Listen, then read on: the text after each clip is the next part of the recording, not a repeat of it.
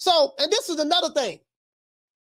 If other fighters can come to America and fight the American fighters and have to go under the same circumstances of, damn, man, because, you know, I might get robbed, I might get cheated, man, the referees, the judges probably not going to rule in my favor if I beat one of their guys. Guess what? That same rule, you know, so I get it when, you know, when you have a lot of the fans over here, they say, yeah, man, we don't like to see our fighters go overseas. They'll get robbed over there. Okay, just imagine how the guys from overseas, how they feel when they come to America and fight. They feel the same goddamn way. You see what I'm saying? Again, I tell you guys in life, man, there's nothing fair in life. If you're looking for fair, you never should have been born. If you're looking for fair in life, you never should have been born. In boxing, the only thing you can control these right here. You can control these. In boxing, you can control these hands right here, these paws. You can control what goes on inside that ring. Because it's just you and that guy. You can control that. You can't control what the judge is going to do. You can't control what the crowd is going to do. You can't control none of that. But what you can do, you can control what the hell going inside that ring. And guess what? If you take the marvelous Marvin Hagler approach or the Sugar Ray Robinson approach or a lot of the great fighters of the past approach, Roberto Duran or whoever, a lot of the greats, Salvador Sanchez, Julio Cesar Chavez, all, you know, he did get the benefits of a lot of few decisions as well, but that's neither here nor there. Tyson did as well. Tyson, whatever. You gotta say, hey man, I'm not letting this shit go to the scorecards.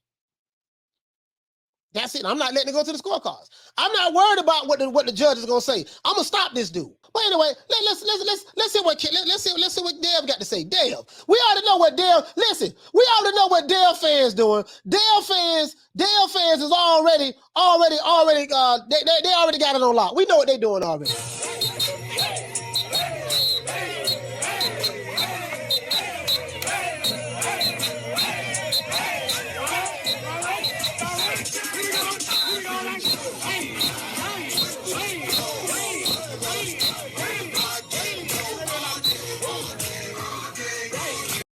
Devin Haney fans they not worried right now.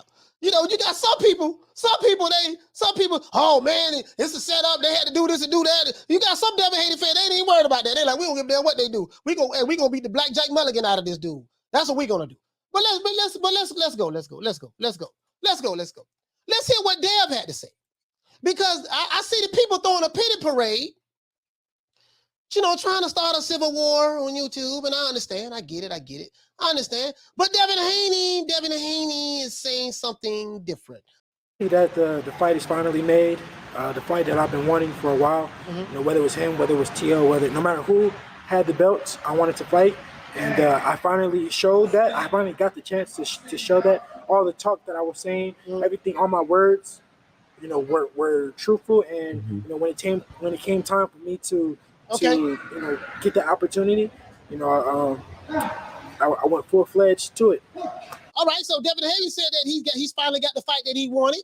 As you can see, he seemed like he's kind of happy. Well, you can't see it. I'm not playing it on the screen. But he seems like he's kind of happy. He's not throwing a pity parade for himself. He's saying that, hey, man, I finally got the fight that I wanted. All of the things that I said that I was willing to do in order to make this happen, I put my word, my actions have backed my words. My actions have shown that everything that I said was true because I agreed that everything that you wanted to, and I signed. So I don't want to hear no shit. So Dev is not throwing a pity parade. But let's continue.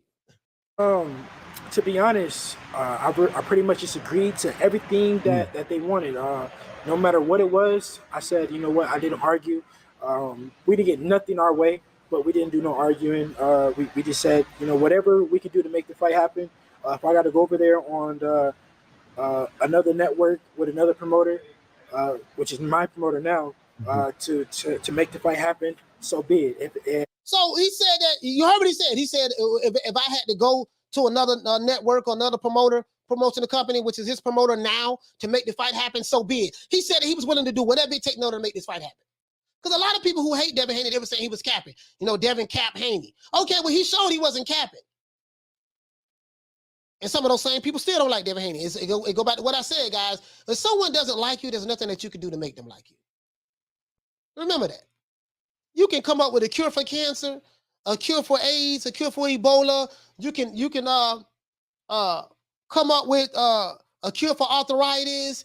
All of that. If a motherfucker don't like you, ain't nothing you can do to make them like you. Period. I rematch you twice in Australia, so be it.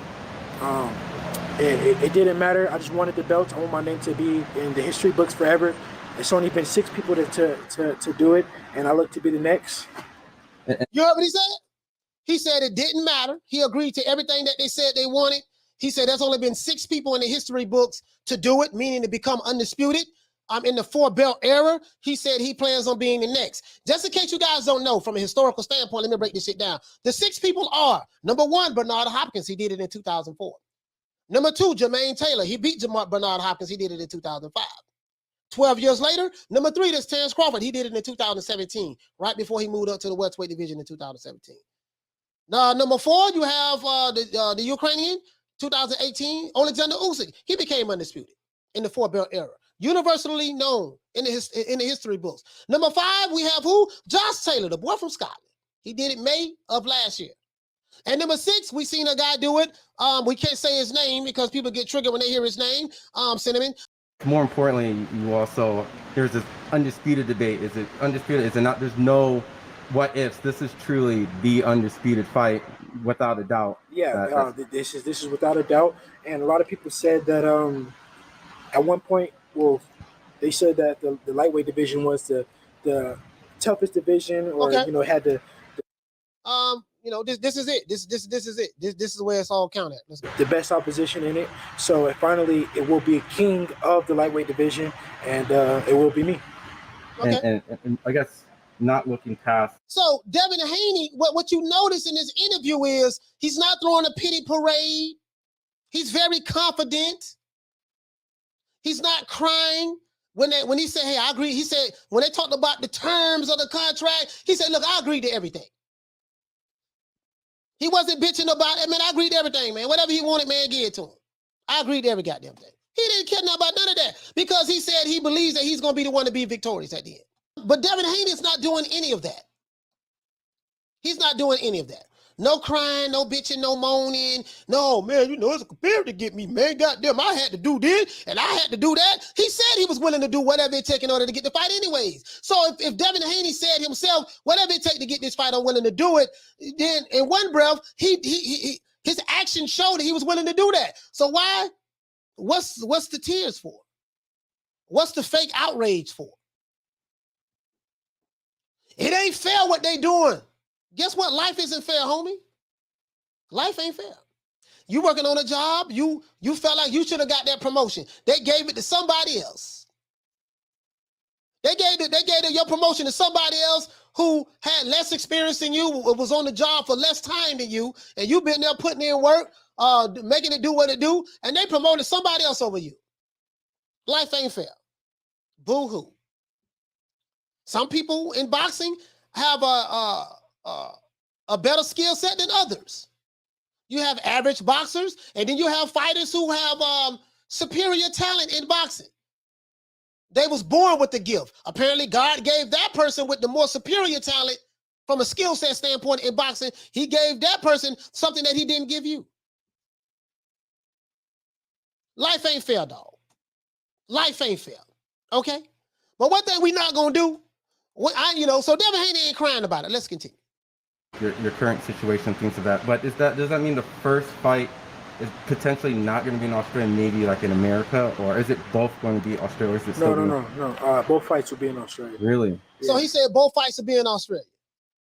There you go. Due to his demands. Really? Okay. Of course, I would have loved for it to be the next fight to be, in my home country. Mm-hmm. But that's what they demanded for the fight to get made. Okay. So we said, you know what?